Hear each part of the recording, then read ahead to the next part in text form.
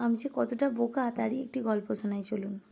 প্রথম যখন স্ট্রবেরি ফল দেখেছিলাম, স্ট্রবেরিটি কেটে তার ভেতর থেকে স্ট্রবেরির বীজটি খুঁজতে বসেছি।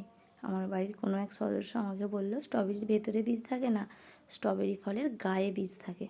ছোটো ছোটো সাদা সাদা পোস্তর মতো দানাগুলোই হচ্ছে স্ট্রবেরির বীজ। গাছ বসানোর নেশা আমার বরাবরই।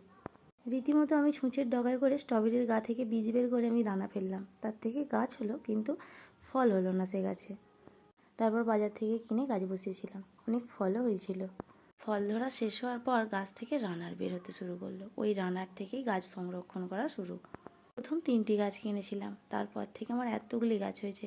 এক একটা টবে অন্তত 10-15টা করে গাছ আছে। এই গরম আর বর্ষার সময় শীতের গাছ তো সংরক্ষণ করা খুব কষ্টের।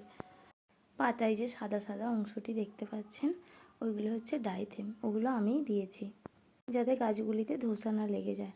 হয়তো এই ওষুধটা দেওয়া উচিত না, কিন্তু আমি তো বিশেষ কিছু জানি না, আমি ওটাই দিয়েছি।